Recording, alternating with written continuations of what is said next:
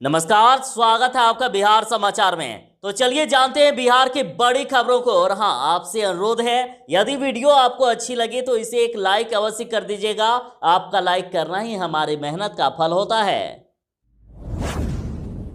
आज 17 सितंबर को माननीय प्रधानमंत्री नरेंद्र मोदी जी का जन्मदिन है और इस विशेष अवसर पर बड़ी खबर कि बिहार के कटिहार में भगवान बने पीएम मोदी और 2 साल से मंदिर बनाकर हो रही है पूजा।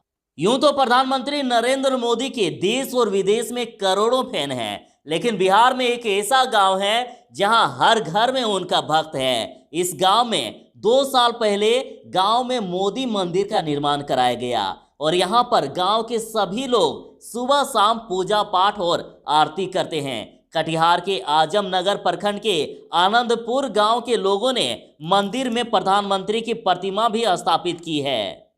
आनंदपुर गांव के लोग प्रधानमंत्री को विकास का देवता मानते हैं और इसी से प्रभावित होकर लोगों ने प्रधानमंत्री जी का मंदिर की स्थापना की है। और ये मंदिर गांव के बजरंगबली मंदिर के ठीक बगल में है और मंदिर के निर्माण के लिए पूरे गांव से चंदा एकत्रित किया गया था। और प्रधानमंत्री के जन्मदिन यानी 17 सितंबर को आनंदपुर गांव में उत्सव का माहौल रहता है। बिहार की कोरोना अपडेट की बात करें तो बिहार स्वास्थ्य विभाग की ताजा अपडेट के अनुसार पिछले 24 घंटे में 1,05,128 सैंपलों की जांच हुई। तो वहीं पिछले 24 घंटे में 1592 नए कोरोना पॉजिटिव मरीजों की पहचान हुई। तो वहीं पिछले 24 घंटे में 1465 मरीज ठीक भी हो गए हैं और बिहार में रिकवरी रेट 91.17 91% से ज्यादा हो गई है। तो वहीं बिहार में अब तक कुल 1,49,722 मरीज ठीक हो चुके हैं और अभी बिहार में एक्टिव मरीजों की संख्या 13,646 है जिनका इलाज अभी चल रहा है।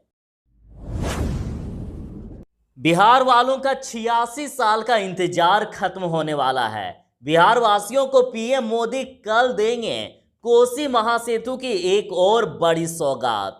प्रधानमंत्री नरेंद्र मोदी वीडियो कॉन्फ्रेंसिंग के जरिए 18 सितंबर को 516 करोड़ की लागत से निर्मित कोसी महासेतु का उद्घाटन करेंगे और साथ ही सुपौल के सरायगढ़ से आसनपुर कुपहा के बीच ट्रेन भी रवाना करेंगे और इससे कोसी क्षेत्र से मिथिलांचल का सीधा रेल मार्ग से जुड़ाव हो सकेगा। और सबसे खास बात कि इस रेल पुल के शुरू होते ही निर्मली से सरायगढ़ की 298 किलोमीटर की दूरी घटकर महज 22 किलोमीटर ही रह जाएगी और अभी निर्मली से सरायगढ़ के सफर में 298 किलोमीटर की दूरी तय करनी पड़ती है।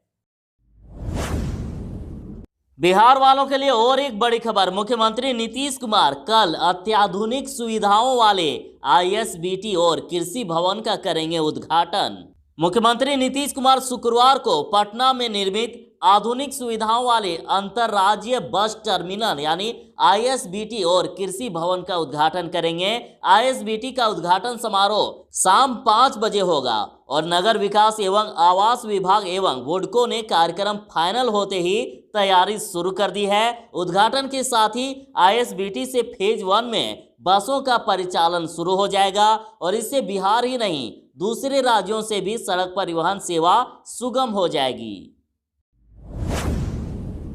बिहार में किसान अब कैश के साथ साथ ऑनलाइन भी कर सकेंगे खाद की खरीद का भुगतान। बिहार के किसान अब डेबिट कार्ड और पे फोन जैसे एप्लीकेशन से भी खाद की खरीद का भुगतान कर सकेंगे और साथ ही किसानों को कोई परेशानी न हो इसके लिए पुरानी व्यवस्था भी लागू रहेगी। और कृषि विभाग ने सभी डीलरों को यह निर्देश दे दिया है और अगर कोई किसान ऑनलाइन भुगतान करना चाहता है तो कोई भी डीलर उसे मना नहीं कर सकता है। और इस नई व्यवस्था में डीलर न तो दूसरे का आधार कार्ड पीओएस मशीन में डाल सकते हैं और न ही अधिक कीमत ले सकते हैं। मतलब देखिए, कोई किसान यदि खाद खरीदता है तो अपने ही आधार कार्ड से अपने ही पासबुक से वो पैसे अगर कटाते हैं तो इस तरह से पता चलेगा कि हाँ ये सही है। अंतर आने पर कालाबाजारी का संकेत मिलेगा। तो इस तरह से पता चल जाएगा पूरी तरह से कि उस किसान को कितना खाद दिया गया है, कितना पैसा लिया गया है और कहीं ज्यादा पैसे तो नहीं लिए गए, उसे जितना खाद देना था उतना दिया गया कि नहीं, तो इस तरह से लगभग कालाबाजारी पर रोक लगाई जा सकेगी। कॉमर्स स्टूडेंट को बिहार एसटीईटी में शामिल नहीं करने पर हाईकोर्ट ने सरकार और बिहार विद्यालय परीक्षा समिति से मांगा है जवाब। देखिए, कुछ दिन पहले के एक रिपोर्ट में करीब 1000 से भी अधिक उच्चतर माध्यमिक स्कूलों में कॉमर्स शिक्षकों के पद रिक्त होने की जानकारी दी गई है और कोर्ट को अब बताया गया कि कॉमर्स शिक्षकों की कमी के कारण स्कूलों में कॉमर्स की पढ़ाई नहीं हो पा रही है, जबकि एसटीईटी परीक्षा के विज्ञापन में कॉमर्स विषय के लिए कोई विज्ञापन प्रकाशित नहीं किया गया है। और वहीं राज्य सरकार की ओर से कोर्ट को बताया गया कि एसटीईटी परीक्षा चल रही है और इस परीक्षा में उत्तीर्ण होने वाले उम्मीदवार मेरिट के अनुसार स्वीकृत पदों पर नियुक्त होंगे और कॉमर्स के लिए विज्ञापन प्रकाशित नहीं की गई है, इसलिए इस परीक्षा में कॉमर्स के लिए अभ्यर्थी की नियुक्ति होना संभव नहीं है। तो कोर्ट ने इस मामले में शिक्षा विभाग सहित बिहार विद्यालय परीक्षा समिति से जवाबी हलफनामा दायर कर स्थिति स्पष्ट करने का आदेश दिया है और मामले पर अगली सुनवाई 4 सप्ताह के बाद होगी। संजय जायसवाल ने एम्स में डोनेट किया प्लाज्मा और कहा कि रक्तदान से बड़ी कोई सेवा नहीं। प्रधानमंत्री नरेंद्र मोदी का आज 70वां जन्मदिन है और भाजपा इसे सेवा सप्ताह के रूप में मना रही है और इस मौके पर पार्टी ने रक्तदान के लिए कैंप लगाए हैं। भाजपा के प्रदेश अध्यक्ष संजय जायसवाल कोरोना से संक्रमित हो गए थे और स्वस्थ होने के बाद उन्होंने अपना प्लाज्मा डोनेट करने का फैसला किया। गुरुवार को उन्होंने एम्स पटना में प्लाज्मा डोनेट किया। संजय जायसवाल ने कहा कि प्रधानमंत्री के जन्मदिन को हम लोग सेवा समाप्ति के रूप में मना रहे हैं। रक्तदान से बड़ी कोई सेवा नहीं हो सकती। राजद विधायक के बड़े बोल, कहा कि राजपूत नहीं था सुशांत सिंह, महाराणा प्रताप के पुरखे गले में डोरी बांधकर नहीं मर सकते।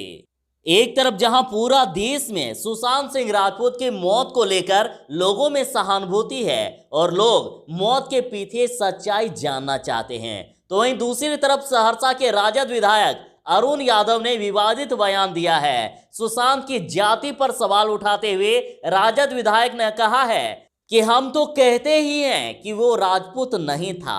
महाराणा प्रताप का संतान गले में डोरी यानी रस्सी बांधकर नहीं मर सकता।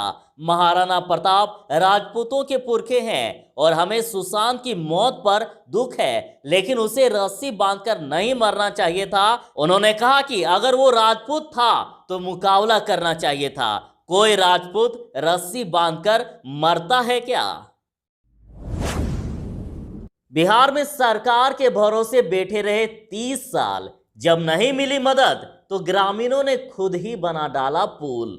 Dasharath Manjhi the mountain man के बारे में आपको पता ही होगा, जिन्होंने पत्नी के प्रेम में पहाड़ का सीना काटकर रास्ता बना दिया और वे भी गया के ही रहने वाले थे। तो बिहार के लोगों में कुछ खास है तो उसमें एक जीवटता भी शामिल है।